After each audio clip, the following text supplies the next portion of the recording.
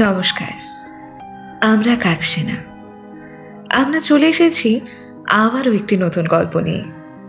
আজকের গল্পটি উপাসনা লাহিড়ীর লেখা একটি ভৌতিক গল্প, ক্রোধাগ্নি। চারিদিকে ঘুটঘুটে অন্ধকার, পরিষ্কার করে কিছুই দেখা যাচ্ছে না। কালো কালিমাখা আকাশের উজ্জ্বল তারাগুলো শুভ্র মুক্তোর মতো এদিক ওদিক ছড়িয়ে রয়েছে।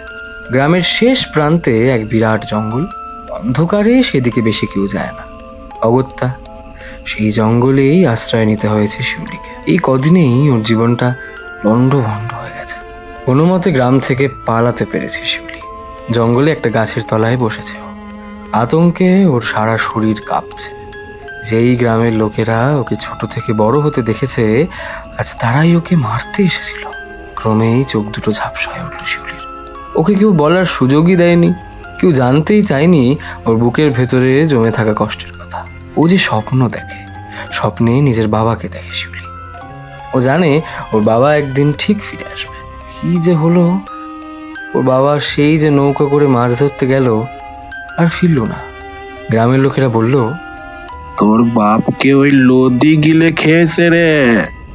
শিউলি তখন বেশ ছোট, ভেবেছিল নদীর ধারে বসে বাবা বলে ডাকলেই হয়তো ওর বাবা নদীর বুক ছিঁড়ে বেরিয়ে আসবে। কিন্তু কোথায়, আজও তো বাবা ফেরেনি।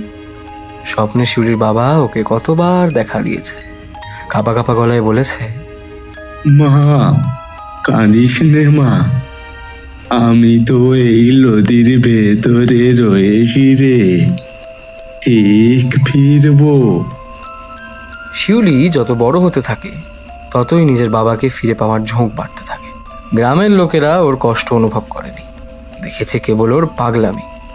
ডাইনি অপবাদে তাই গ্রাম ছাড়া হয়ে এই জঙ্গলের বুকে ঠাঁই পেয়েছে শিউলি। ডুকরে কেঁদে উঠল শিউলি। মায়ের জন্য বড্ড মন কেমন করছে। ভাই বোন হয়তো এতক্ষণে ওকে দেখতে না পেয়ে চিৎকার করে কাঁদছে। বুকের ভেতর সমস্ত যন্ত্রণা যেন এক লহমায় দলা পাকিয়ে গেল। পশ্চিম দিক থেকে হঠাৎ এক তীব্র জোরালো হাওয়া ভেসে এলো। সেই হাওয়ার দাপটে শিউলির অবিন্যস্ত কেশরাশি আরো উস্কো খুস্কো হয়ে গেল। শিউলি এবার কি করবে ভাবছে, এমন সময় ওর কানে ভেসে এলো একটা শব্দ। বনভূমির ওপর পড়ে থাকা শুকনো পাতার শব্দ। কেউ এগিয়ে আসছে ওর দিকে। কিন্তু এই সময় এখানে কেই বা আসবে? তবে কি গ্রামের কেউ? কে কে ওখানে? শিউলি কোনো প্রত্যুত্তর পেল না। এক অজানা আশঙ্কায় ওর আরো জড়সড় হয়ে বসল। আবার সেই শব্দ ভেসে এলো, এবার একটু জোরে। শিউলি গাছের ওপর ভর দিয়ে কোনো মতে উঠে দাঁড়াল। কে? আবারও কোনো উত্তর নেই। হঠাৎ শিউলি দেখতে পেল কিছু দূরে ফুটে উঠেছে একটা মানুষের অস্পষ্ট অবয়ব। বাবা, বাবা, ওখানে কি তুমি আছো? তুমি লদি থেকে ফিরেছো বাবা? শিউলির মুখে ফুটে উঠল এক অনাবিল হাসি। আস্তে আস্তে ও এগিয়ে গেল সেই অবয়বের দিকে। ডাক্তারবাবু, আজ 2টার সময় ছুটি দেবেন? রমেনের কথা শুনে নিজের ভ্রুজোড়া কুঁচকে সামনে তাকালো ঋতব্রত। প্রায় 3 মাস হলো এই গ্রামের ডাক্তার হয়ে এসেছে ও। কেন, আজ আবার কি আছে? আগে ওই সামনের গায়ে একটি মেয়ে থাকে, শুনেছি প্রত্যেক শনিবার নাকি সেই মেয়ের ওপর দেবীমা ভর করেন। তখন নাকি সে সবার ভূত ভবিষ্যৎ বলতে পারে। মানে ডাক্তারবাবু, আজও তো শনিবার আর এখন বেলাও পড়ে গেছে, তাই বলছিলাম যে যদি ছুটি পেতাম তাহলে ওখানে যেতাম আর কি। ঋতব্রত একটা দীর্ঘশ্বাস ফেলল। গ্রামে এসে এখানকার প্রকৃতির সাথে মানিয়ে নিতে পারলেও স্থানীয় মানুষদের মনে বহমান কুসংস্কারের সাথে নিজেকে একদমই খাপ খাওয়াতে পারেনি। এসব দেবী দেবতার ভর, জাদুটোনা, ইন্দ্রজাল কিছুই বিশ্বাস করে না ঋতব্রত। কিন্তু এসব যে বুজরুকি, লোক ঠকানো, সেটাও কিভাবে বোঝাবে গ্রামবাসীদের? তুমি ওসব বুজুর্গিতে বিশ্বাস করো? খবরদার বাবু, অমন কথা কইবেন না। ওই মেয়ে কোনো সাধারণ কেউ নয়, ও যে বড় জাগ্রত বাবু। ও ভণ্ড নয়, আপনি নিজে গেলে বুঝতে পারবেন। আসুন না আমার সঙ্গে। না না, আমার দরকার নেই এসবের। ঋতব্রত বিরক্ত বোধ করলো, হাত তুলে নিজের ওয়ার্ডেন রমেনকে থামতে বলল। দেখো, আমি ওসব ফালতু জিনিসে বিশ্বাস করি না। আমি জানি ওসব হলো ভণ্ডামি।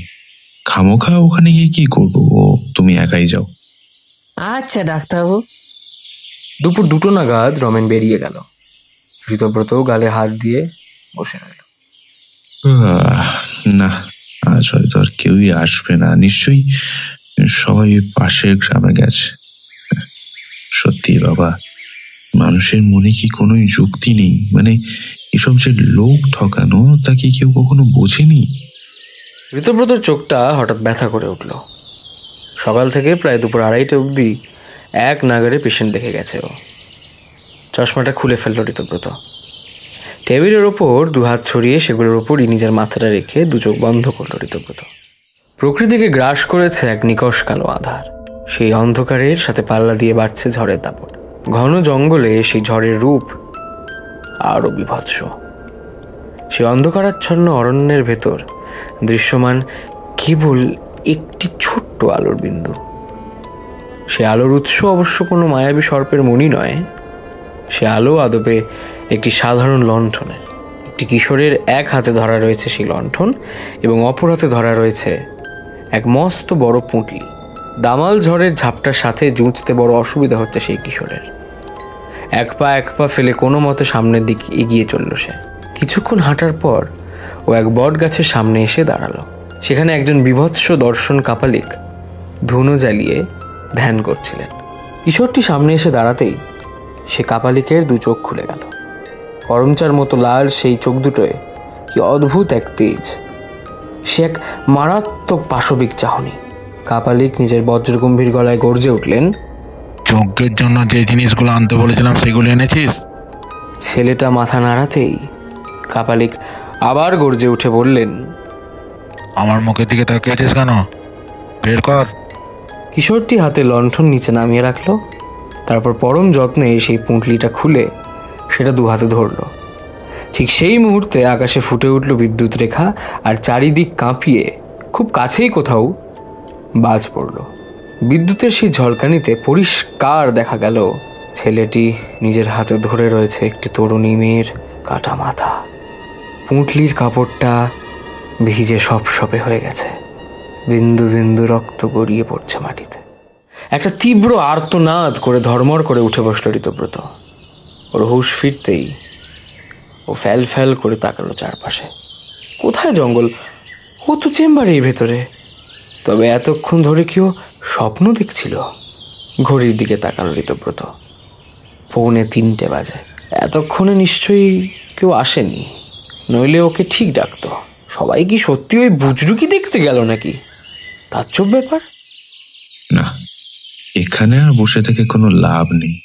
আবার কখন চোখ লেগে যাবে আর ওসব কিম্ভূত কিমাখার স্বপ্ন দেখবো। দূর, যাই একটু ঘুরে আসি। এমনিতেই এখন আর কেউ আসবে বলে মনে হয় না। চেয়ার ছেড়ে উঠে দাঁড়ালো ঋতব্রত। মা গো, তুমি অন্তর্যামী মা, সব জানো। আমার মায়েরে বাঁচাও। তোর মায়ের কিচ্ছু হবে না লো, তোর মায়েরে আমি বাঁচিয়ে তুলবো। মা গো, তুমি আছো বলি। জয় মা রুদ্রাক্ষের জয়। ভদ্রমহিলা মাটিতে প্রণামের ভঙ্গিতে লুটিয়ে পড়লেন। গাছের আড়াল থেকে এতক্ষণ এই সমস্ত দৃশ্যই দেখছিল ঋতব্রত। হাঁটতে হাঁটতে পাশের গ্রামে এসে পড়ে নেহাত কৌতূহলী হয়ে সেখানে দাঁড়িয়েছে ও। দুদিকে উন্মত্ত জনতার ভিড় উপচে পড়ছে। মাঝখানে এক বেদির ওপর পদ্মাসনে বসে রয়েছে এক তরুণী। তার পরনে লাল পাড় সাদা শাড়ি, গলায় 2-3টে রক্তচবার মালা, কপাল আর সিথি মিশে গেছে রাঙা সিঁদুরে। হাতে আর গলায় শোভা পাচ্ছে রুদ্রাক্ষের মালা। সামনে ধুনো জ্বালিয়ে রাখা হয়েছে, ধূপের মিষ্টি এক গন্ধও ভেসে আসছে। সব মিলিয়ে জায়গাটায় এক অতিলৌকিক পরিবেশের সৃষ্টি হয়েছে। জটলার মধ্যমণি অর্থাৎ সেই তরুণীর 2 পাশে সাদা পোশাক পরিহিত 2 চেলা, দুজনেই যুবক। একজনের মুখে বেশ প্রশান্তির ছাপ, হাত জোর করে হাসি মুখে মৌনব্রত ধারণ করে বসে আছে। অপরজনের মুখে অবশ্য তীব্র বিরক্তি, চোখ মুখ কুঁচকে বসে রয়েছে। ভক্তরা বেদির সামনে রেখে যাচ্ছে ফুল, ফল, মিষ্টি, শাড়ি প্রভৃতি নানান উপঢৌকন। ঘন ঘন শঙ্খধ্বনি, উলুধ্বনি আর জয়ধ্বনিতে কান পাতা দেয়। একটা সময় ঋতব্রত তিতি বিরক্ত হয়ে সেই স্থান পরিত্যাগ করল। বুজরুকিরও একটা সীমা আছে, পাছে কারোর সাথে দেখা হয়ে যায়, তাই তাড়াতাড়ি নিজের বাড়ির দিকে পা বাড়াল ঋতব্রত। ভেতরে আসুন। রুদ্ধ দরজায় খটখট শব্দ হতেই পরবর্তী আগন্তুকের উপস্থিতি টের পেল ঋতব্রত। দরজা খুলে ভেতরে ঢুকে এলো এক যুবক, তার সাথে এক রমণী। সেই রমণীর মাথা থেকে মুখ পর্যন্ত এক হাত ঘোমটা টানা। যুবকের চাপদাড়ি থাকলেও তাকে দেখা মাত্রই চিনতে পারল ঋতব্রত। গতকাল বিকেলে সেই ভণ্ড সাধিকার এক চেলা। এই চেলাটি কিঞ্চিত বিরক্ত ছিল। সামনের চেয়ারের দিকে হাত দেখিয়ে দুজনকে বসতে বলল ঋতব্রত। তারপর শুরু হলো মূল কথোপকথন। বলুন, কি সমস্যা? একে ডাক্তারবাবু, ইয়ে মানে আমার নাম পলাশ। বড় বিপদে পড়ে আপনার কাছে এসেছি ডাক্তারবাবু। হ্যাঁ, সেটাই তো জিজ্ঞাসা করছি, আপনার কি সমস্যা বলুন। একে ডাক্তারবাবু, সমস্যাটা ঠিক আমার নয়, আমার দিদির। এই দিদি, ঘোমটাটা খুলে ফেল, এখানে কেউ নেই রে, কেউ চিনতে পারবে না তোরে। পরের কথাগুলো সেই ঘোমটা টানা রমণীকে উদ্দেশ্য করে বলল পলাশ। রমণী ঘোমটা সরাতেই চমকে উঠল ঋতব্রত। ওর সামনে বসে রয়েছে গতকাল দুপুরের সভার মধ্যমণি, সেই সাধিকা মা রুদ্রাক্ষী। একে ঋতব্রত আগের দিন দেখেছিল বটে, কিন্তু সিঁদুর, ফুল ইত্যাদির অবলম্বনে মেয়েটির প্রকৃতি স্ত্রী ঢেকে রাখা হয়েছিল। মেয়েটার মুখের দিকে অপলক দৃষ্টিতে তাকিয়ে রইল ঋতব্রত। মেয়েটা ডাকসাইটে সুন্দরী নয়, ওর গায়ের রঙও বেশ চাপা, তবু ওর মুখে এমন এক লাবণ্যের স্পর্শ উপস্থিতি আছে যার কারণে ওকে একবার দেখলে চট করে মুখ ফেরানো দেয়। ঋতব্রত অবশ্য অন্য কারণে দেখছিল সেই মেয়েটাকে। মেয়েটার হাব ভাব বড় চেনা চেনা লাগছে ঋতব্রতর। আগে কি কোথাও দেখেছে ওকে মনে করার চেষ্টা করলো ঋতব্রত। ডাক্তারবাবু, কি হলো? পলাশের আকস্মিক প্রশ্নে সম্বিত ফিরল ঋতব্রতর।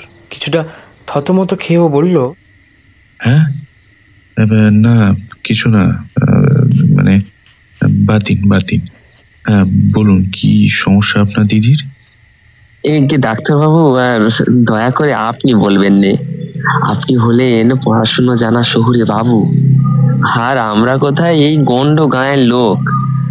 আপনি বরং আমাদের তুমি বলেই বলুন। আচ্ছা বেশ, না হয় তুমি বলবো। পলাশের মুখে একটা ফ্যাকাশে হাসি ফুটে উঠল। হ্যাঁ ডাক্তারবাবু, এবারে আপনাকে সমস্যার কথা বলি। এই যে পাশের গায়ে কয়েক মাস হলো এক সাধিকা এসেছেন, নিশ্চয়ই শুনেছেন আপনি, মাতা রুদ্রাক্ষী। আসলে ও আমার দিদি। আমরা যে এখানে ছদ্মবেশে এসেছি সেটা নিশ্চয়ই আপনি বুঝতে পেরেছেন। কি আর বলি বলুন ডাক্তারবাবু, জানি আপনার এসব বুঝতে কি মনে হবে, এসবে হয়তো আপনি বিশ্বাস করবেন না, কিন্তু এসবের মনে আমার জামাই বাবু। আমি ঠিক বুঝলাম না, তুমি বলছো যে তোমার দিদি অসুস্থ, আবার তুমি এও স্বীকার করছো যে তোমার দিদি লোক ঠকাচ্ছে তোমার জামাইবাবুর প্ররোচনায়, তাই তো? তাহলে তুমি আমার কাছে ঠিক কিসের জন্য এসেছো বলতে পারো? মানে এসবের মানে কি? মানে রাগ করবেন না ডাক্তারবাবু, আমি সবটা বলছি আপনারে। কয়েক মাস আগেই বেশ দূরের এক গায়ে আমার দিদির বিয়া হয়। দিদির সৌবাড়িতে আমিও গেলাম। প্রথম দিকে সবই ঠিকই ছিলেন জানেন, কিন্তু কয়েক সপ্তাহ পর দিদি কিসব যেন স্বপ্ন দেখতে লাগলো। মাঝে মধ্যেই যেন ঘুরে চলে যেত, ভুলভাল কি সব বকতো। এই সময় দিদি এমন কিছু জিনিস বলতে লাগলো যেগুলো সত্যি ঘটতো জানেন, কিন্তু দিদির না খুব কষ্ট হতো, আমি বুঝতে পারতাম। কিন্তু আমার জামাইবাবু জানেন, ওটা না একটা পিশাচ। ও গায়ে গায়ে বড়ি বেলালো যে দিদির ওপর নাকি দেবী মা ভর করেছেন। তখন থেকেই এই ভণ্ডামি শুরু হয়েছে ডাক্তারবাবু। আমার দিদিরে নিত্যদিন লোকের ভূত ভবিষ্যৎ বলে যেতে হয়। দিদির খুব কষ্ট হয় ডাক্তারবাবু, কিন্তু ও মানা করলেও না জামাইবাবু ওকে ধরে খুব মারে। নিজে তো টাকা লুট করে আর দিদির ওপরে শুধুই অত্যাচার করে। তোমার দিদির সমস্যাটা আমি বুঝতে পেরেছি, কিন্তু আমায় বলো তো, এসব কথা পুলিশে জানাওনি কেন? কি জানাবো ডাক্তারবাবু বলুন? এই যে তোমার জামাইবাবু তোমার দিদির উপর এত অত্যাচার করে, এভাবে লোক ঠকিয়ে বেড়ায়, সেসব পুলিশে জানিয়েছিলে? পুলিশকে কি বলবো, ওরাও তো আসে এই ভণ্ডামি দেখতে। দিদির বেদির সামনে তো ওরাও গড়াগড়ি খায়। ওদের বললে হয়তো নেহাত আমিই জেলে যাব। দেখো পলাশ, ভয় পাওয়ার কিছুই নেই। তোমার দিদির টেলিপ্যাথি পাওয়ার খুব স্ট্রং। সেটা আবার কি ডাক্তারবাবু? টেলিপ্যাথি হচ্ছে মানব শরীরে যে সমস্ত অঙ্গ আছে সেগুলোর মধ্যে সব থেকে জটিল হলো মস্তিষ্ক। মুহূর্তের তফাতে মানব মস্তিষ্কে বহমান শত সহস্র ভাবনার ধারা পাল্টে যায়। মস্তিষ্কের অনেক গুণ এবং বিশেষত্ব আছে, সেগুলির মধ্যে বেশ কিছু আবিষ্কৃত হয়েছে এবং বাকিগুলো এখনো লোকচক্ষুর অন্তরালেই রয়ে গেছে। এই বিশেষ গুণ বলা ভালো, বা স্পেশাল পাওয়ার বলতেই পারো। এই বিশেষ ক্ষমতাগুলির একটি হলো টেলিপ্যাথি। ঋতব্রত একটু থামলো, তারপর একটা দীর্ঘশ্বাস ফেলে আবার বলতে শুরু করলো। এই টেলিপ্যাথি হলো এমন এক বিশেষ ক্ষমতা যার মাধ্যমে মানুষ পূর্বে ঘটে যাওয়া বা ভবিষ্যতে ঘটতে চলা ঘটনার কথা জানতে পারে। সহজ কথায় এটিকে এক প্রকার অনুমান বলা যেতে পারে। তা বলে পরেশ খুড়োকেও দেখতে পাবে? সে তো সেই কবে মারা গেছে। আরে না, এটা সামান্য হ্যালুসিনেশন। এরকমটা অনেক সময় হয়ে থাকে, তুমি ভয় পেও না। এই টেলিপ্যাথির ক্ষমতা অনেকেরই থাকে। ঋতব্রতর কথা শুনে পলাশ নিজের দিদির দিকে তাকিয়ে বলল, এই ক্ষমতার দরকার নেই। দিদি মরে যাবে, জামাইবাবু ওরে মেরে ফেলবে। আপনি দয়া করে এর ওষুধ বলে দিন ডাক্তারবাবু, দয়া করে বলে দিন। দেখো ভাই, এসব হলো মনের ব্যাপার। তোমার দিদিকে কোনো ভালো সাইকিয়াট্রিস্টের কাছে, মানে ওই মনের ডাক্তারের কাছে নিয়ে যাও। কেন? আপনি পারবেন না ডাক্তারবাবু? আহা, তুমি বুঝতে পারছো না পলাশ। আমি হলাম MBBS পাশ করা একজন সামান্য ডাক্তার। এমনি জটিল অসুখের ওষুধ দিতে পারি, কিন্তু এসব ব্যাপার বড় জটিল ভাইয়া, আমি পারবো না এসব। ডাক্তারবাবু, শুনেছি আপনি নাকি ধন্বন্তরী। আজ অবধি এখানে যারা নিজেদের সমস্যা নিয়ে এসেছেন সবাই নাকি হাসি মুখে ফিরেছেন। আর আর ভালো ডাক্তার দেখাতে গেলে তো অনেক টাকা লাগবে। এত টাকা কোত্থেকে পাবো বলুন? আপনি না বাঁচালে আমার দিদিটা মরে যাবে ডাক্তারবাবু। দোহাই আপনার, আমার দিদিটারে বাঁচান। পলাশ নাছোড়বান্দা।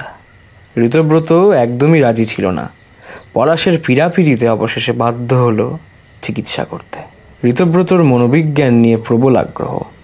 একসময় এই বিষয়ের ওপর প্রচুর বইও পড়েছে। সেই জ্ঞানের ওপর ভরসা রেখেই পলাশের দিদির বৈতরণী পার করতে হবে ওকে। তোমার নাম কি? আগে জবা।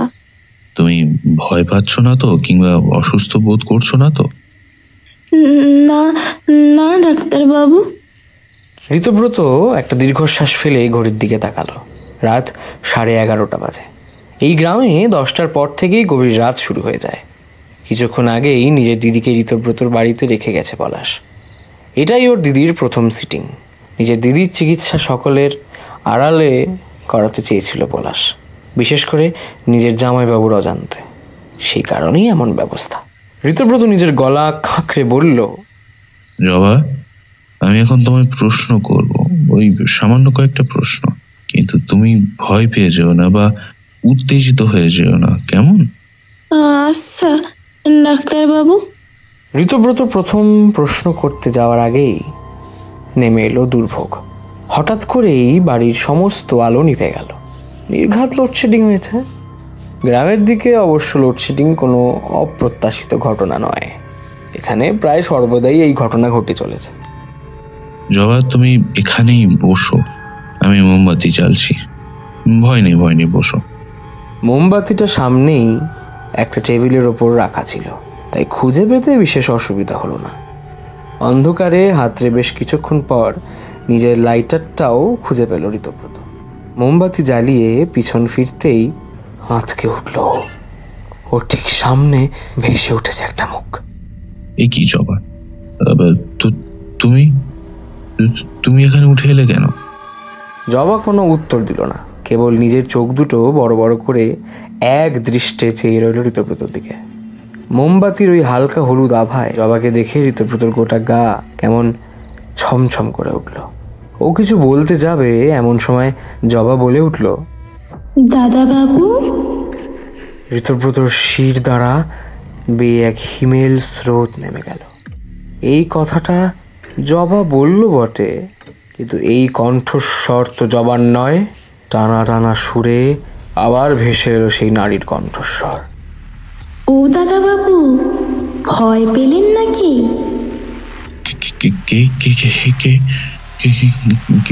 কে তুমি? ও মা, আমায় চিনতে পারলেন না? আমি তো জবা। না না, তুমি জবা নও। এটা তো জবার আওয়াজ নয়। এটা তো সত্যি করে বলো তো, সত্যি করে বলো তো, কে তুমি? হ্যাঁ, কে তুমি? কে? হ্যাঁ বলো, সত্যি করে বলো না গো, কে তুমি? ও মা, আমি জবা। আমার দিকে ভালো করে তাকান দাদা বাবু। কখনো না। কি মনে করছো কি তুমি? হ্যাঁ, আমি জানি না তুমি কে। আমায় তুমি ভয় দেখাচ্ছ, তাই না? হ্যাঁ, ভয় আমি তোমায় দেখাবো, এমন জায়গায় বন্দি করে রাখবো না কেউ খুঁজে পাবে না। হ্যাঁ, আপনি আমায় কি ভয় দেখাবেন দাদা বাবু? ভয় কাকে বলে সেটা তো এবার আপনি বুঝবেন। এক পৈশাচিক অট্ট হাসিতে ফেটে পড়ল জবা। সঙ্গে সঙ্গে এক দমকা হাওয়ায় ঋতব্রতর হাতে থাকা মোমবাতিটা নিভে গেল। আতঙ্কে পাথর হয়ে গেছে ঋতব্রত, ওর গলা শুকিয়ে গেছে। এমন সময় অদ্ভুতভাবে ঘরের আলোগুলো আবার জ্বলে উঠল। কারেন্ট এসে গেছে। ঋতব্রত হাঁফ ছেড়ে বাঁচল। ঠিক তখনই টেবিলের দিকে তাকাতেই ও চমকে উঠল। টেবিলের ওপর মাথা রেখে চোখ বুজে বসে রয়েছে জবা। ঋতব্রত তাড়াতাড়ি ছুটে গেল সেদিকে। জবার কাঁধে হাত রেখে কয়েকবার ঝাঁকানি দিল ঋতব্রত। জবা, এই জবা, আরে কি হলো? অজ্ঞান হয়ে গেলে নাকি? জল ওখানে জলটা। বোতল থেকে জলের ছিটে দিতেই আস্তে আস্তে চোখ খুলল জবা। তারপর ধর্মর করে উঠে বসে চারিদিকে অবাক হয়ে তাকিয়ে আমতা আমতা করে জিজ্ঞেস করলো, কি হয়েছে ডাক্তার বাবু? আমি কি কোনো অলক্ষণে কাজ করে ফেললাম? ঋতব্রত জবাকে সান্ত্বনা দেওয়ার চেষ্টা করলো। কিছু হয়নি তো, কিছু না। তুমি কিসের কথা বলছো বলো তো? হ্যাঁ জবা, যখন আপনি মোমবাতি আনতে উঠে গেলেন তখন আমার মাথা কানা কেমন যেন ঘুরে উঠলো, কেমন যেন ঘোরের মধ্যে চলে গেলাম।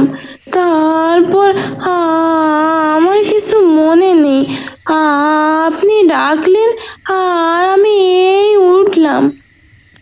আচ্ছা আচ্ছা আচ্ছা, বেশ বেশ, তুমি শান্ত হও। মাঝে মাঝে এমনটা হয়, মানে আচ্ছা এনো জল খাও। বোতল থেকে জল খেয়ে চেয়ার ছেড়ে হঠাৎ উঠে দাঁড়ালো জবা। এ কি? আরে কি হলো? এ কি? আমি বাড়ি যাবো, সেইটুকুই থাক। কিন্তু এখনো তো ঠিক করে কিছু হলো না। ডাক্তার বাবু, দোহাই আপনার, আমায় যেতে দিন। আমার শরীরটা একটু খারাপ লাগছে, আমি পরে আবার আসবো। ঋতব্রতকে আর কিছু বলতে না দিয়ে তাড়াতাড়ি বাইরে বেরিয়ে গেল জবা। জবা যখন নিজের বাড়ি পৌঁছলো তখন মাঝরাত পেরিয়ে গেছে। অতি সন্তর্পণে বাড়ির মূল দরজাটা খুলে ভেতরে ঢুকলো জবা। কিছু দূর গিয়েই উঠোন। পা টিপে টিপে উঠোনের দিকে এগোতে লাগলো জবা। উঠোনে পা দিতেই একটা গম্ভীর অথচ বিকট শব্দে শিউরে উঠল জবা। এই মাগি, এই তোর ব্যাপার কি রে? এত রাতে কোত্থেকে আসা হচ্ছে? হ্যাঁ, দিন দিন তোর সাহস তো খুব বাড়ছে। এতক্ষণ কোথায় ছিলিস মুখ পুড়ি? গলার আওয়াজ শুনে জবার বুঝতে বাকি রইল না যে এতক্ষণ ধরে বিপদের জন্য ওঁত পেতে অপেক্ষা করছিল। জবা সভয়ে সামনের দিকে তাকালো। ঘরের দরজার সামনে ওর স্বামী মদন একটু বেসামাল অবস্থায় লাঠি হাতে দাঁড়িয়ে রয়েছে। জবাকে চুপ করে থাকতে দেখে ওর স্বামী গর্জে উঠে বলল, কিরে, কথা কানে যাচ্ছে না? কোথায় ছিলিস হতভাগী? জবার গলা শুকিয়ে গেল। ও কিছু বলে উঠতে পারল না। মদন এবার ওর দিকে ছুটে এসে সপাটে এক চড় মারল। তারপর খুব নিষ্ঠুরভাবে নিজের লাঠি দিয়ে ওকে মারতে লাগলো। তীব্র যন্ত্রণায় কোঁকিয়ে উঠে মাটিতে পড়ে ছটফট করতে লাগলো জবা। নিজের স্ত্রীকে প্রায় আধমরা করে মদনের মুখে ফুটে উঠল এক পাশবিক হাসি। দীর্ঘশ্বাস ফেলেও বলল, যাক, বেশ কিছুক্ষণের জন্য আর উঠতে পারবে না। পিছন ফিরে নিজের ঘরের দিকে এগোতে লাগলো মদন।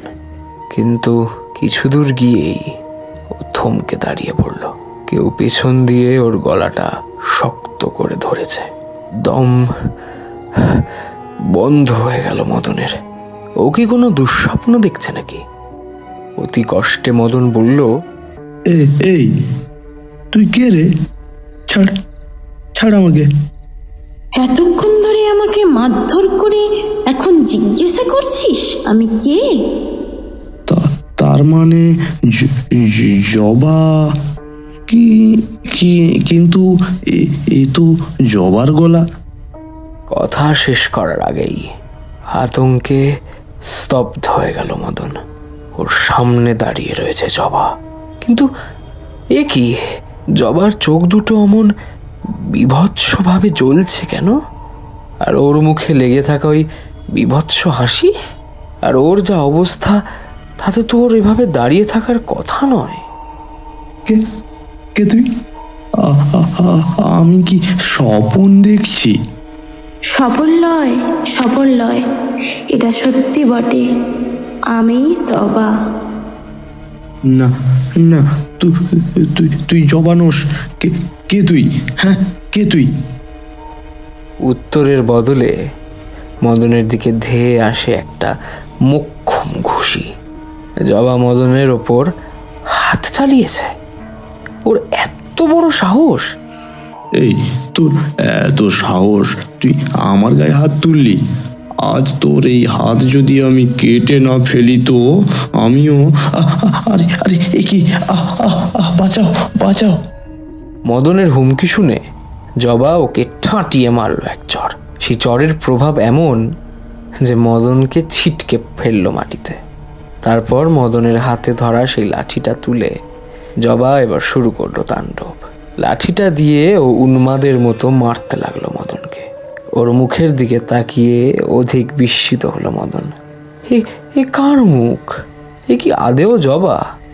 জবা তো কত শান্ত আর ভীতু ছিল। এত হিংস্র তো কখনো ছিল না। এক তীব্র আর্তনাদ করে ব্যথা এবং ভয়ে সংজ্ঞা হারালো মদন। সেই আর্ত চিৎকারে হঠাৎ যেন সম্বিত ফিরল জবার। নিচে তাকাতেই ওই অবস্থায় মদনকে পড়ে থাকতে দেখে ও বেশ ঘাবড়ে গেল। এতক্ষণ ধরে কি হচ্ছিল এখানে? অনেক চেষ্টা করেও আগের কোনো কথাই ও মনে করতে পারল না। দুর্বল লাগছে, মাথাটাও ঘুরছে। এই অবস্থায় ঘরে যাবো কি করে? আবার এখানে ওনাকে একা ফেলে? না না, ভাই, এই ভাই, একটু এদিকে আসবে রে। জবা আর বেশিক্ষণ দাঁড়িয়ে থাকতে পারল না। জ্ঞান হারিয়ে মাটিতে লুটিয়ে পড়ল জবা। একটা খুটখুট শব্দে ঋতব্রতর ঘুমটা হঠাৎ ভেঙে গেল। আবার ভেসে এলো সেই শব্দটা। কেউ দরজার কড়া নাড়ছে। ঘরের আলো জ্বালিয়ে দেওয়াল ঘড়ির দিকে তাকাতেই ওর চক্ষু চড়ক কাজ হয়ে গেল। রাত 2টো বাজে। এই সময় আবার কে এলো? আরে এ কি? এখন আবার কে এলো? চোর নয় তো? দূর, চোর কি আর দরজা ধাক্কা দিয়ে লোক জানাজানি করিয়ে চুরি করতে আসবে নাকি? আমিও না চত্বর সব। আবার ভেসে এলো সেই শব্দ, এবার আরেকটু জোরে। ঋতব্রত রান্নাঘর থেকে একটা ছুরি নিল, তারপর আস্তে আস্তে এগিয়ে গেল দরজার দিকে। দরজা খুলতেই ঋতব্রত বিস্ময়ে হতবম্ব হয়ে গেল। এই গভীর রাতের আগন্তুক ওর বড্ড চেনা। এ কি জবা, তুমি এখন এখানে কি করছো? জবার মুখে কোনো কথা ফুটল না। ওর মুখে যে চরম বিষণ্ণতা ফুটে উঠেছে সেটা বুঝতে অসুবিধা হলো না ঋতব্রতর। ঋতব্রত কোমল স্বরে বলল, কি হয়েছে জবা?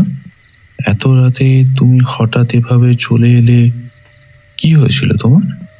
যদি সত্যি অসুস্থ বোধ করে থাকো তাহলে আমাকে বলতে পারো, মানে আমি তোমায় ওষুধ দিয়ে দিতাম। ওষুধ? কেন? যাতে সেগুলো খেয়ে আমি আবার অজ্ঞান হয়ে যাই আর আপনি আমায় মারতে পারেন? কি যাতা বলছো? জবার এই আকস্মিক কথা শুনে ঋতব্রতর বিস্ময়ের থেকে রাগ হলো অনেক বেশি। চরম বিরক্তি নিয়ে ও বলল, রাত বিরেতে এসে ইয়ার কি হচ্ছে নাকি? হ্যাঁ, ঠাট্টা করছো আমার সাথে? কি সব উল্টো পাল্টা বকছো তুমি? কেন, আমি কি কিছু ভুল বলেছি দাদা বাবু? ঋতব্রত দুপা পিছিয়ে গেল। এসব কি হচ্ছে ওর সাথে? জবা ওকে বারবার দাদাবাবু বলে ডাকছে কেন? ঋতব্রত ধমকের সুরে বলল, তুমি আমায় দাদাবাবু বলে ডাকবে না, বুঝতে পেরেছো? ও মা, সে কি কথা! আমি তো সেই ছোট্ট থেকেই আপনাকে দাদাবাবু বলেই ডাকতাম, মনে নেই আপনার? না, কখনো না। এ বাবা, তাহলে আপনার মনে নেই? মনে করুন, মহলপুর, জরুরাত, জঙ্গল আর...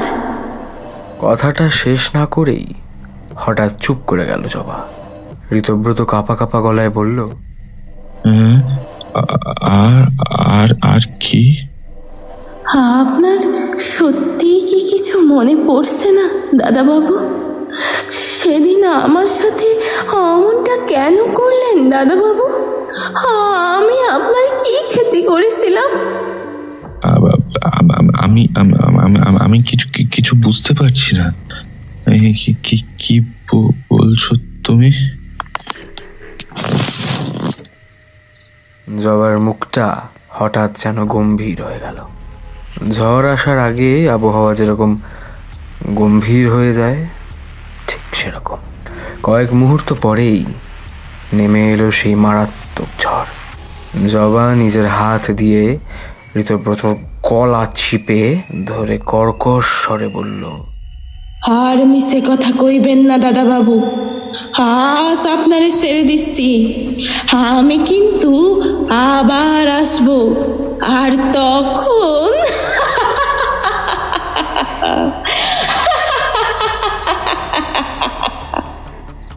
জবার এই বিকট অট্টহাসিতে ঋতব্রতর আত্মারাম খাঁচা হয়ে গেল। এক মুহূর্তের জন্য তীব্র আতঙ্কে নিজের চোখ দুটো বন্ধ করে দিল ঋতব্রত। হঠাৎ করেই পরিবেশটা যেন শান্ত হয়ে গেল, আওয়াজটা কোথায় যেন মিলিয়ে গেল। ঋতব্রত চোখ খুলে যা দেখল তাতে ও আরো বেশি ভয় পেয়ে গেল। বাড়ির মূল দরজা হাট করে খোলা, যত দূর দেখা যায় কেবল কালো নিশ্ছিদ্র অন্ধকার, বাইরে কোথাও কোনো জীব নেই। কি জবা কোথায় গেল? এতক্ষণ তো এখানেই ছিল। ভয়ে দরজাটা বন্ধ করে দিল ঋতব্রত। কি মনে হতে ভয়ে শিউরে উঠল। তারপর মনের আতঙ্কে একটা চিৎকার করে হঠাৎ অজ্ঞান হয়ে গেল।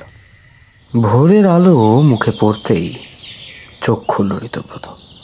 চারপাশে তাকিয়ে বেশ একটু ঘাবড়ে গেল। ও কি সারা রাত মাটিতেই শুয়েছিল? আস্তে আস্তে উঠে বসল ঋতব্রত। আর ঠিক তখনই ওর মনে পড়ে গেল বিগত রাতের সেই চরম বিভীষিকাময় ঘটনা। আমি তাহলে ভয় অজ্ঞান হয়ে গেছিলাম। এক্ষুনি আমার জ্ঞান ফিরল, কিন্তু কি সব হচ্ছে আমার সাথে? আমি তো কিছুই করিনি। তাহলে জবা আমাকে এভাবে ভয় দেখাচ্ছে কেন? আর ও বললো আমি নাকি ওর সাথে কিছু করেছি, কিন্তু আমি তো এখানে এসেই প্রথম ওকে দেখলাম। উফ, কি যে হচ্ছে এখানে! না না না না না, এখানে বেশি দিন থাকলে আমি পাগল হয়ে যাবো, বা হয়তো মরেও যেতে পারি। তবে কি নিজের ক্ষমতা প্রতিপন্ন করার জন্যই জবা আমাকে এইভাবে ভয় দেখাচ্ছে?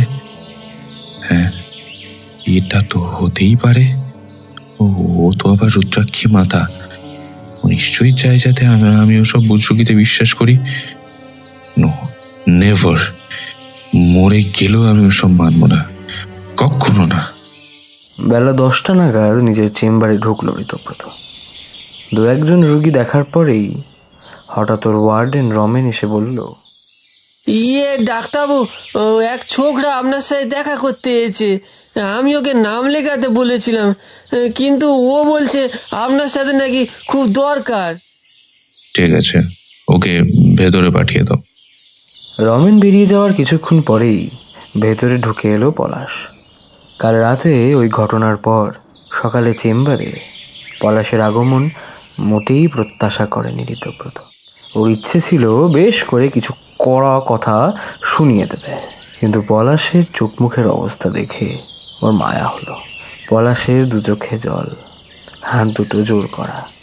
আগের রোগীকে বিদায় জানিয়ে ঋতব্রত পলাশকে ওর সামনে এসে বসতে বলল।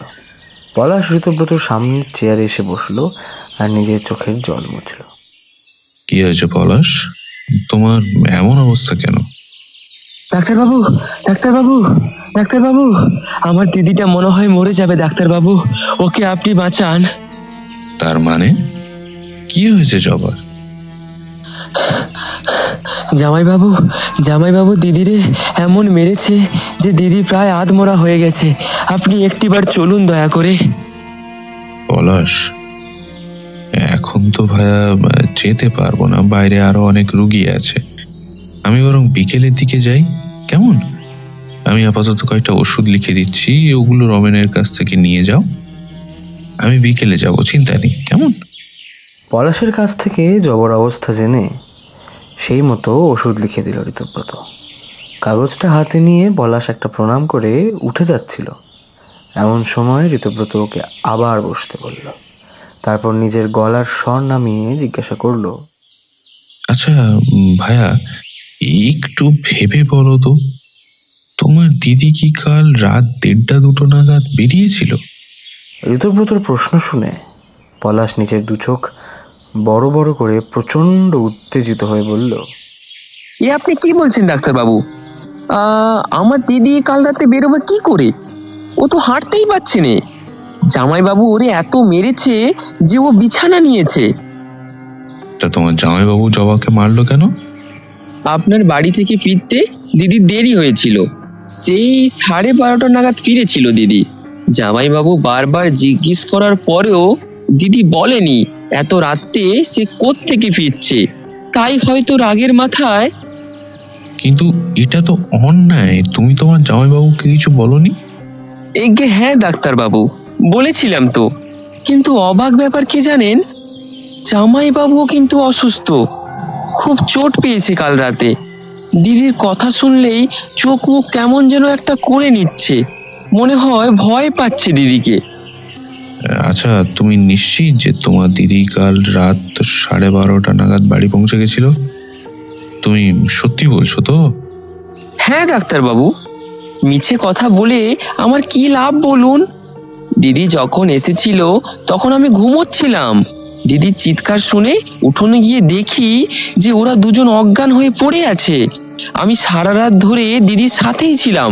আর আপনি বলছেন না রাত 2টো নাগাদ দিদি কোথায় ছিল? তখন তো দিদি ঘুমোচ্ছিল, আমি তো জেগেই ছিলাম তখন।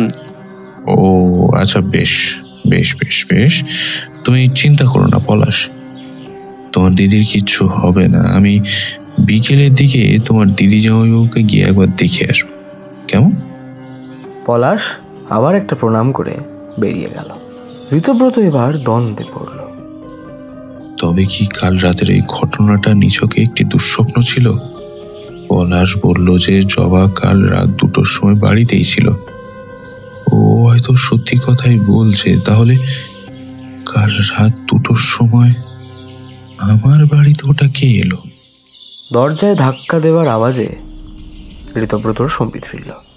ও বুঝতে পারল যে পরের রোগী এসে গেছে। ঋতব্রত দেওয়া ওষুধ ও পলাশের যত্নে বেশ কিছুদিনের মধ্যেই সুস্থ হয়ে উঠল জবা। সুস্থ হয়ে নিজের স্বামীর প্রতিষ্ঠিত লোক ঠকানোর ব্যবসায় আবার নেমে পড়তে হলো ওকে। ও এসব ছেড়ে দিতেই চেয়েছিল, কিন্তু এবার বাদ সাধল পলাশ। বাড়িতে থেকে ওই পিশাচটার সেবা করার চেয়ে তুই লোকের সেবা কর দিদি।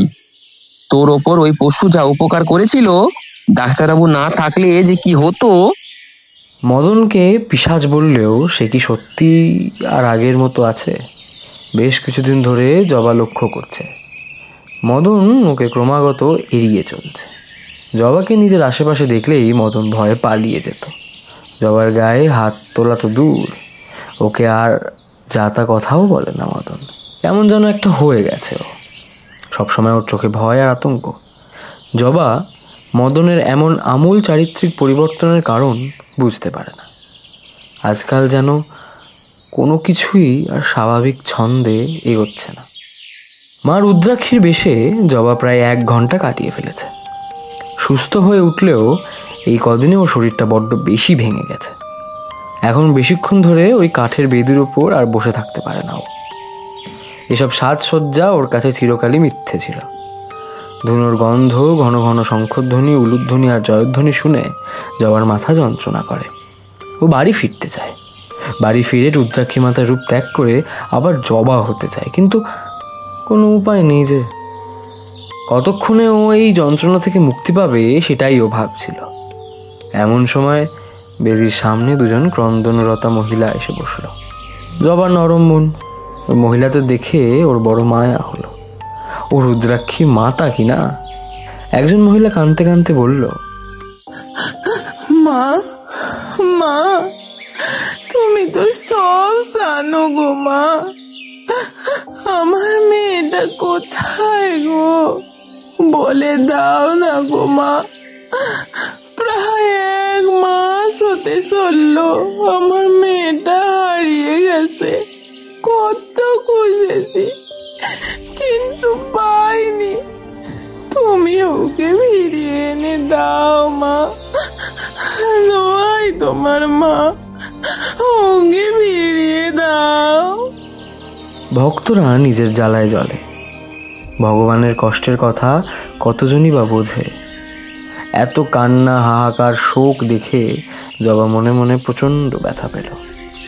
এত ব্যথা হয়তো মদনের কাছে মার খেয়েও কখনো পায়নি ও। কিন্তু ওর কাছে তো আর কোনো বিশেষ ক্ষমতা নেই। ও কি করে জানবে যে মেয়েগুলো কোথায়? বেশ কদিন ধরে জবা এরকম গুজব শুনতে পাচ্ছিল বটে যে গ্রামের বেশ কয়েকটি তরুণী নিখোঁজ, কিন্তু ওরা কোথায় আছে সেটা ওর পক্ষে জানা অসম্ভব ব্যাপার। কোনো মতে ভক্তদের শান্ত করে তাদের বিদায় করলো জবা। বিকেলের দিকে বাড়ির উঠোনে একাই বসেছিল জবা। মদন এখন আর বাড়িতে বেশিক্ষণ থাকে না। জবার ভয়ে ওকে প্রতিক্ষণ তাড়িয়ে বেড়ায়। পলাশও প্রত্যেক দিন বিকেলে একটু হাঁটতে বেরোয়। মদনকে আজকাল বড় সন্দেহ করে জবা। ও কি জবার থেকে কিছু লুকোচ্ছে? জবা এসব কথাই ভাবছিল। এমন সময় দরজায় টোকা পড়ল। পলাশ বা মদন ফিরে এসেছে মনে করে জবা তাড়াতাড়ি গিয়ে দরজাটা খুলে দিল। জবাকে অবাক করে এক অপরিচিতা মহিলা তাড়াতাড়ি ঘরের ভেতর ঢুকে দরজাটা বন্ধ করে দিল। মহিলার মুখে ঘোমটা ছিল। দরজা বন্ধ করে 2 হাতে নিজের ঘোমটা সরালো সে। জবা অবাক হয়ে বেশ কিছুক্ষণ তাকিয়ে রইল। তারপর জিজ্ঞেস করলো, আপনি কে? আমি কি আপনারে চিনি? না, তুমি আমায় চেনো না, তবে আমি তোমায় চিনি। তুমি তো জবা। হ্যাঁ, কিন্তু আপনি? আমার নাম জুঁই। তোমার সাথে আমার কিছু জরুরি কথা আছে। উঠোনের দরজা খোলা, তাই ঘরের ভেতর এলাম। কিন্তু আমি তো আপনারে চিনি না। কে আপনি? তোমার সতীন। কি? হ্যাঁ, তোমারে বিহা করার আগে মদন আমার স্বামী ছিলেন, কিন্তু তেনার অত্যাচার সইতে না পেরে আমি একদিন ওনার ঘর ছেড়ে পালাই। তখন আমরা অন্য এক গ্রামে থাকতাম। আমি চলে যাওয়ার পর মদন তোমারে বিহা করেছে। জবার মুখটা একটু ফ্যাকাশে হয়ে গেল। নিস্পৃহ গলায় ও বলল, তুমি হঠাৎ এখানে কেন এসো দিদি? তোমারে সাবধান করতে। তিনি কিন্তু মোটেই সুবিধের লোক নন। নিশ্চয়ই তিনি রোজ তোমায় খুব মারেন। এসব মিছে কথা, অমন কথা কইও না দিদি। বালাই 60, আমি মিছে কথা কইছি? আমি? তা বাপু, তিনি যদি তোমায় নাই মারেন তবে তোমার হাতের ওই দাগগুলো কিসের শুনি? জবা একটু অপ্রস্তুত হলো। ও তাড়াতাড়ি নিজের হাত দুটো শাড়ির আঁচলের ভেতর লুকিয়ে নিয়ে বলল, ওগুলো আসলে রান্না করতে গিয়ে। থাক বোন, আর মিছে কথা কইতে হবে না। আমি সব বুঝি, তোমার যন্ত্রণা আমি বুঝি। আমিও এসব ভোগ করেছি, তাই পালিয়ে গেছিলাম। যাকগে, এবার আসল কথায় আসি। তোমাদের গ্রামের কয়েকটা মেয়ে নাকি শুনলাম নিখোঁজ। কথাটা কি সত্যি? হ্যাঁ দিদি। শোনো ভায়া, আমি জানি ওই মেয়েগুলোর কি হয়েছে। ওই মদন নিঘাত ওদের খুন করেছেন। দিদি, এইসব তুমি কি কইছো? জবা গর্জে উঠল। জুঁই ওকে পাত্তা না দিয়ে বলে চলল, আমি জানি তিনার মতো বাজে লোক সব করতে পারে। তিনা খুব তেজ, খুব নিচু মনের লোক। উনি মানুষ খুন করতে পারেন না দিদি, কিছুতেই পারেন না। তোমায় সাবধান করে গেলাম বোন, নিজেরে বাঁচিয়ে নাও, পালিয়ে যাও। জুঁই আবার নিজের ঘুমটা টেনে নিল। তারপর যেমন নিঃশব্দে ঘরে ঢুকেছিল ঠিক সেভাবেই ঘর থেকে বেরিয়ে দরজাটা বন্ধ করে দিল। সন্ধে নাগাদ দরজায় আবার শব্দ হলো। জুঁই বেরিয়ে যাওয়ার পরপরই জবার চোখটা লেগে গিয়েছিল। সেই আকস্মিক আওয়াজ শুনে ও ধর্মর করে উঠে বসল। তারপর তাড়াতাড়ি গিয়ে ঘরের দরজাটা খুলে দিল। ভেতরে হন্তদন্ত হয়ে ঢুকলো পলাশ। কিরে, কোথায় ছিলিস এতক্ষণ? তোর জামাইবাবু এবার কোথায়? সে কোন চুলোয় গেছে আমি জানি না গে। এই দিদি, জানিস কি হয়েছে? কি হয়েছে রে ভাই? আরে আজ সকালে তোর কাছে দুজন এসে বলল না ওদের মেয়েদের খুঁজে পাওয়া যাচ্ছে না। হ্যাঁ জানিস, মেয়ে দুটোরে না পাওয়া গেছে, কিন্তু ওরা কেউ বেঁচে নেই রে। কি কি বলছিস ভাই? হ্যাঁ রে দিদি, একজনকে বিকেলের দিকে পুকুর ঘাটে পাওয়া গেছে, আর অন্যজন ওই বুড়ো বট গাছের নিচে পড়েছিল। দুজনেরই শুধু শরীরটা পাওয়া গেছে, মাথা দুটো কাটা। এসব কি বলছিস লো? হ্যাঁ রে, সত্যি বলছি। জবার শরীরটা কেমন করে উঠল। এমন নৃশংস ঘটনার কথা ও আগে কখনো শোনেনি। জবার গাটা গুলিয়ে উঠল। ভাই, আমারে একটিবার ডাক্তারবাবুর কাছে নিয়ে যাবি? ডাক্তারবাবু তো এখানে নেই রে। যেদিন উনি পেতম এই বাড়িতে এলেন তোকে দেখতে, তার কয়েকদিন পরেই তো শহরে চলে গেলেন কি সব যেন একটা কাজে। এখনো তো ফেরেননি উনি। কেন, তোর কি শরীর খারাপ লাগছে নাকি রে? আরে হ্যাঁ, গাটা একটু ম্যাচ ম্যাচ করছে। আমি বরং হেঁটে আসি গে, তবে হয়তো। না দিদি, এই অবস্থায় আমি তোর একা একা কোথাও ছাড়বো না। এখন সাঁঝের বেলা, আর গ্রামে 2টো মেয়ে খুন হয়ে গেছে। যদি তোর কিছু। পলাশকে অনেকবার বলে কয়ে তবে বাড়ি থেকে বেরোতে পারলো জবা। বাইরে এসে জবার মনটা ভালো হয়ে গেল। সন্ধ্যাবেলা বাইরেটা অন্ধকার, কিন্তু ঠান্ডা একটা মৃদু হাওয়া জবার মনের সমস্ত ভয় দূর করে দিল। ওসব ঘটনা নিয়ে আর ভাবনা চিন্তা করার ইচ্ছেই ছিল না জবার, কিন্তু মনটা বারবার যেন ওদিকেই চলে যাচ্ছে। কে খুন করলো মেয়েগুলোকে? সত্যি কি মদন খুন করেছে? ওদের খুন করার উদ্দেশ্যটাই বা কি হতে পারে? এসব কথা চিন্তা করতে করতে বেশ আনমনা হয়ে পড়েছিল জবা। হঠাৎ পেছন দিক থেকে ওর মাথায় ভারী জিনিস এসে লাগলো। তীব্র যন্ত্রণায় এক আর্ত চিৎকার করে অজ্ঞান হয়ে মাটিতে পড়ে গেল জবা। জ্ঞান ফিরতেই মাথার পিছন দিকে এক তীব্র যন্ত্রণা অনুভব করলো জবা। আর একটু ধাতস্থ হতে ও চারিদিকে তাকালো। ও কোনো মন্দিরের চাতালে একটা থামের নিচে হেলান দিয়ে বসে রয়েছে। ওর হাত পা শক্ত করে বাঁধা, গলায় জবা ফুলের মালা, চুল খোলা। কিছু দূরেই একটা যজ্ঞকুণ্ডে আগুন জ্বলছে। তার পাশেই একটা কড়ি কাঠ রাখা, যার আশেপাশে লাল রঙের একটা থকথকে তরল পড়ে রয়েছে। আঁতকে উঠল জবা। এই যে রক্ত! কার রক্ত? এখানে কি পশু বলি হয়? আর ওকে এই মন্দিরে বা কে নিয়ে এলো? অনেক কষ্টে ঘাড় ঘুরিয়ে নিজের বাঁ দিকে তাকালো জবা। সেখানে কয়েক হাত দূরে একটা মঞ্চের ওপর একটা ঘর, হয়তো মন্দিরের গর্ভগৃহ। সেই ঘরের ভেতর নীলাভ পাথরের এক দেবী প্রতিমা। সেই মূর্তি কোনো পরিচিত দেবীর নয়। সেদিকে তাকাতেই জবার চোখ দুটো প্রায় ঠিকরে বেরিয়ে এলো।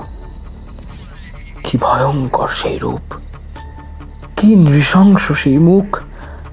জবার সেই মূর্তিটা যতটুকু দেখতে পেল, তাতেই বুঝতে পারলো যে ওকে হয়তো কোনো তন্ত্র সাধনার জায়গায় আটকে রাখা হয়েছে।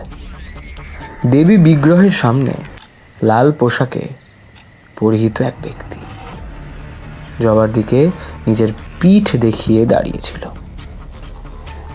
জবা চিৎকার করে উঠল, কে কে আপনি? আমি কোথায়?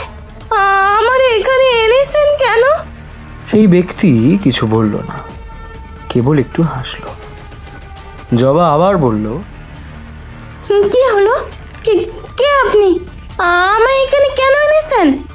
আমায় ছেড়ে দিন। লোকটি এবার বলল, তোমায় ছেড়ে দিলে যে আমার কাজ শেষ হবে না জবা। কথাটা শেষ করেই জবার দিকে ঘুরে তাকালো লোকটা। জবা যাকে দেখলো, তাকে দেখার প্রত্যাশা ও একবারের জন্য করেনি। সামনে দাঁড়িয়ে থাকা মানুষটাকে দেখে ও উত্তেজনায় চিৎকার করে উঠল, এ কি ডাক্তারবাবু, আপনি? জবার সামনে লাল ধুতি আর উড়নি গায়ে দাঁড়িয়ে রয়েছে ঋতব্রত। জবাকে অমন ভীত সন্ত্রস্ত অবস্থায় দেখে ওর আরও কাছে এগিয়ে এলো ঋতব্রত। এবার ওকে আরও ভালো করে দেখতে পেল জবা। ঋতব্রতর চাহনি কেমন যেন ভয়াবহ আর ক্রূর। ওর মুখে ফুটে উঠেছে এক নিষ্ঠুর হাসি। ঋতব্রতর এমন তো রূপ আগে দেখেনি জবা। ওর মাথা কাজ করছে না। ঋতব্রত জবার কাছে এসে বসল। তারপর একটা হিসহিসে কণ্ঠস্বরে বলল, কি হলো রুদ্রাক্ষী মাতা, অবাক হচ্ছেন কেন? আপনি তো আমাদের সবার মাতা। আপনার তো কত ক্ষমতা, মানুষের ভূত ভবিষ্যৎ সব নাকি বলে দেন। তাহলে এখন ঘাবড়ে যাচ্ছেন কেন? আপনি আপনার এই সন্তানের প্রকৃত স্বরূপ জানতেন না? বিকট এক কান ফাটানো অট্ট হাসিতে ফেটে পড়ল ঋতব্রত। আজ আমার স্বাদ মিটবে, আমার সাধনা সফল হবে। তোকে বলি দিয়ে আমি আমার স্বার্থ সিদ্ধি করব। বলি? হ্যাঁ রে, বলি। তুই কি ভাবতিস এতদিন আমি ডাক্তার, মানুষের সেবা করি? ওরে না রে, সব তো ভাওতা। আমার সাধনা সফল করার জন্য ওসব করতেই হবে। ডাক্তার বাবু, আপনি আমায় মেরে ফেলবেন, কিন্তু আমি তো আপনার কোনো ক্ষতি করিনি। সেটা তো কেউই করেনি। ওই গ্রামে যে দুটো মেয়ে মরলো, ওরাও তো করেনি। তার মানে আপনি ওদের মেরেছেন? না না না না না, মারিনি তো, বলি দিয়েছি, বলি। ওই যে দেখ, ওই হাড়ি কাঠ। কিন্তু আপনি এসব কেন করছেন? বাবা, তোর তো প্রচুর সাহস রে। হ্যাঁ, আজ অব্দি যতজনকে আমি মেরেছি তারা মৃত্যুর আগে পর্যন্ত শুধু বাঁচাও বাঁচাও বলে চিৎকার করেছে।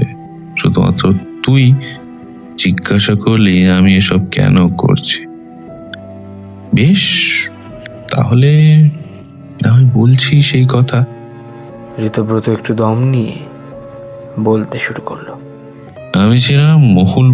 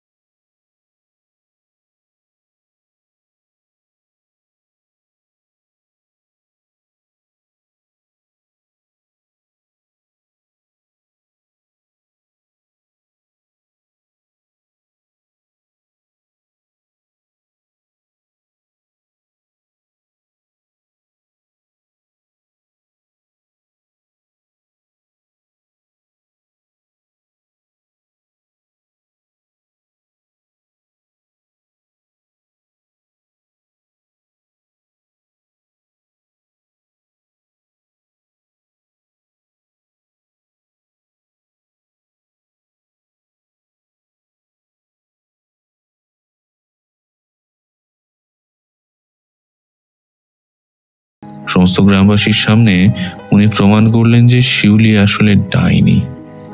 কথাটা যদিও সত্যি নয়, শিউলিকে গ্রামের লোকেরা তাড়িয়ে দিল। ও যখন পালিয়ে জঙ্গলে গিয়ে লুকিয়ে পড়ল, ব্যাস ওখানে ওকে একা পেয়ে গেলাম। আমি ওকে মেরে ফেললাম, তারপর ওর মাথাটা কেটে নিয়ে আহুতি দিলাম যজ্ঞে। এই ঘটনা নিয়ে গ্রামে অনেক আলোচনা হয়েছিল। এক কাঠুরে জঙ্গলে ওর দেহটা পেয়েছিল, সেই এসে বাকি গ্রামবাসীদের বলেছে আর কি। আমার মা বাবা তখন ভয়ে আমাকে কলকাতায় পাঠিয়ে দেন আমার এক আত্মীয়র কাছে। আসলে কেউ তো আমার ব্যাপারে কিছুই জানতো না। কলকাতায় একটু তো পড়াশোনা করি, বিশেষ করে হিউম্যান সাইকোলজি রিলেটেড অনেক বই পড়ি। মেয়েদের মনে ঠিক কেমন চিন্তা ঘোরাফেরা করে সেটা জানার জন্য বড় কৌতূহল ছিল। এত সহজে ওরা ভেঙে পড়ে কিভাবে, এত সহজে ওরা বোকা বনে যায় কি করে?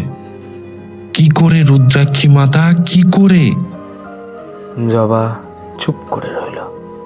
ঋতব্রত বলে চলল, আসলে আমার মন থেকে তরুণীদের খুন করার প্রবৃত্তিটা কোনোদিনই যায়নি।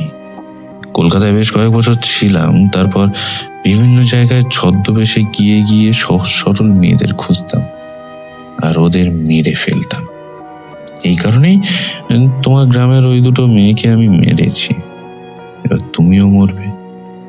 তোমাকে বলি দিতে পারলেই আমার শতবলির এই তপস্যা শেষ হবে। ঋতব্রত জবার দিকে তাকালো। ওর মুখটা নিচে, মাটির দিকে নামানো। ঋতব্রত জবার কানের কাছে গিয়ে ফিস ফিস করে বলল, আসলে কি বলতো, তুই নকল কাপালিক সেজে লোক ঠকাচ্ছিলিস, আর আমি আসল কাপালিক হওয়ার জন্য তোকে ঠকিয়েছি। জাগে, এসব কথা ছাড়, প্রস্তুত হয়, এবার তোর সময় ফুরিয়ে এসছে। সময় তো আপনার ফুরিয়ে এসেছে দাদা বাবু। কি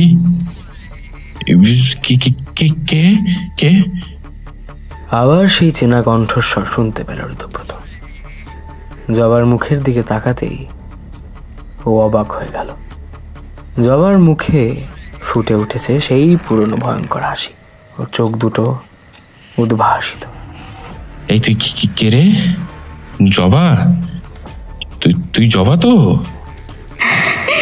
সে কি কথা দাদা বাবু, এক্ষুনি আমায় নাম নিলেন আর আমায় চিনতে পারছেন না? আমি যে আপনার প্রথম শিকার, মনে পড়েছে দাদা বাবু? শিউলি। নিজের অজান্তেই ঋতব্রতর মুখ থেকে নামটা বেরিয়ে আসে। হ্যাঁ, আমি শিউলি। চিনতে পেরেছেন তাহলে? কিন্তু তোকে তো আমি নিজের হাতে। তুই মন্দিরের ভিতরে ঢুকলি কি করে? বল কি করে ঢুকলি? আমি যে একটা সহজ সরল আর বোকা মেয়ে ছিলাম দাদা বাবু। আমি সব পারি। আমার বিশ্বাসের এই মান দিলেন আপনি। কিন্তু এটা তো জবা নাকি?